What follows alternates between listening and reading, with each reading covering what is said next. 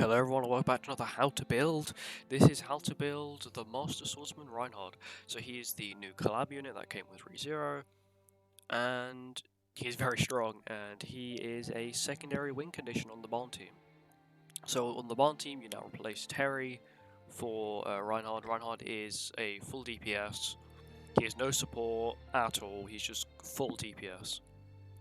So the first thing I want to do is look at his cards. So all of his cards are based off of his HP stat, meaning you don't actually need to attack to deal a lot of damage. Same with his ultimate. His ultimate is very long, I'm just going to leave it here so you can read it. Long story short, it makes him, every turn he gets a random buff, and these are the buffs he can randomly get. And with his ultimate, depending on his ult level, depends on how many buffs he gets. When he's 6/6, he gets every buff at the same time. That means 100%, you do 100% more damage. No, you deal 50%, no, you deal 50% more damage, you get 25% to all stats, which is very good. It can be very useful. Which means he practically one-shots. Plus his multiplier is 35% at 6/6 as well, which is lower than Barnes, but still very good. Overall, this is a character that requires a lot of duplicates to make him strong. For example, the more dupes you have, the more buffs he gains. I believe at 3/6 he gets a buff, at 5/6 then he gets another buff, and then at 6/6 he gets all the buffs, which is what I'm hoping to get soon.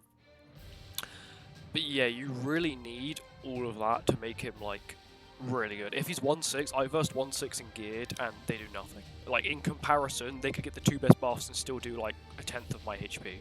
Well, I can one-shot them, because I get every buff, and the multiplier is so high.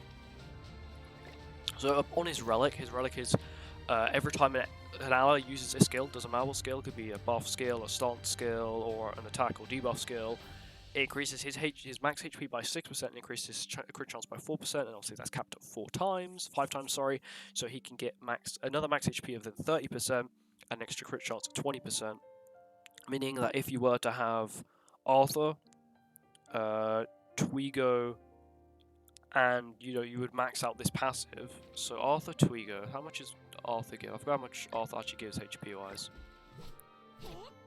30% max HP. Okay. So that means that yeah, you would get 60 plus from his passive. You'd get 90% max HP just from his passive, just from everyone's passive on the game in the field. Then you then get another 25% if you then lucky enough then to then get his buff when you're using the ultimate, and then you can get the 3% increased damage dealt, so you end up with 115% increased at max HP. That doesn't include all your other stats that 25% increases, and then 50% extra damage dealt.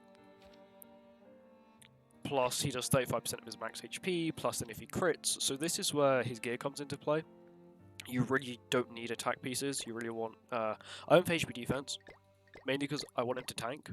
I still want him to tank, because if he doesn't tank, he's not really worth having, because he can just get one shot, which is not really what you want. But his two top attack pieces, I do recommend one of them being crit chance, one of them being crit damage, just to increase his chance of critting. He does have a Sever card, but this card, when this card crits, it crits. It does so much damage when it crits. So I highly recommend doing that, just so you can get this card to crit. Like, if this card crits twice, bye-bye Astoros, a dead turn 1. Even if it's type disadvantage, still dead turn 1. This Sever card is still very powerful, especially when you run full set crit dam on this side. Very good. For outfits, you don't actually need any for him. I think the only thing... It's definitely worth buying the free one, because it is really cool looking, to be fair. It's actually my favourite outfit for him. The weapons are useless. It does give you 2% more crit chance, so I guess it does help in that sense. And it does give you 1% lifesteal, and it also gives you more HP, but that means you do actually more damage. And next thing, my Reinhardt's actually got 60,000 CC. Let me show you the pardon me, the rolls on his bottom gear. So I have been putting some hammers into it recently, but this was 13.5 when I first got him, and this was 14.5. So I'm slowly getting these up. I'm going to max these out, and then I'm going to start maxing the crit chance out, because you mainly want him to crit. His crit damage actually is really good. His crit chances will really let him down. So when you are thinking of using your hammers on Reinhardt, focus on the HP ones first, and then focus on the crit chance ones, just so when you crit, you still do a lot of damage. The crit damage ones, it's more like an after thing. It's good when he crits. It's really good for the 7 card, don't get me wrong. But you really want him to crit more with his ultimate and his flood card, so that means you can get the absolute most out of his damage. Obviously, you could just run a Ludo, but running a Ludo means then you can't run Arthur, means that you can only then run Twigo or Hostess Liz, so it's not really worth it. I just highly recommend running him with the Barn team, giving him a lot of care, making him a UR set, giving him good HP rolls, and I promise you, if you get him like, even if you get him like 5-6 like what I've got, right? I think anything lower than 5-6, it's not worth it. Reinhardt is a good character, don't get me wrong, but it's sort of like a death ultimate. A death damage ult is that you need so many duplicates to make it feel more impactful. For example, you can't compare a 1/6 Escanor to a 3/6 Escanor, and you can't compare a 3/6 Escanor to a 6/6 Escanor. It's sort of the same with Reinhard. You can't, well, you can actually compare 1 to 3 because he only actually gains an extra buff. So for some reason, if you get 2/6, you don't actually gain any extra buffs for him, which is slightly irritating. But 3/6 you do, a 5/6 you do, and then a 6/6 you then get all 4 buffs applied, plus the initial one from his passive, so you end up having all 5 buffs. Yeah, that's really it for Reinhard. He's a very good character.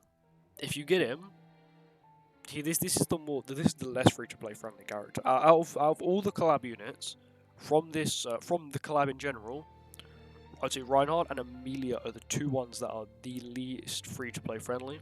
Amelia because obviously her multiplier for ultimate increases, but then also her secret technique multiplier increases underneath per ult level, so it makes every card hit that you have hit much harder. Well, not much harder, but it makes her ultimate hit much harder per card you have.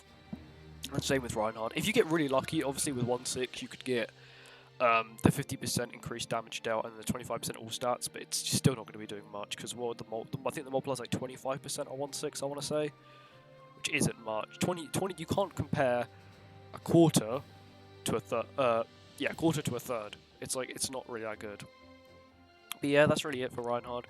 If you enjoyed this video or this video helped you, please make sure to like or subscribe. It really helps, and I really appreciate all the feedback and all the comments, all the likes, everything I get. It really keeps me going, and I'll see you all in the next one.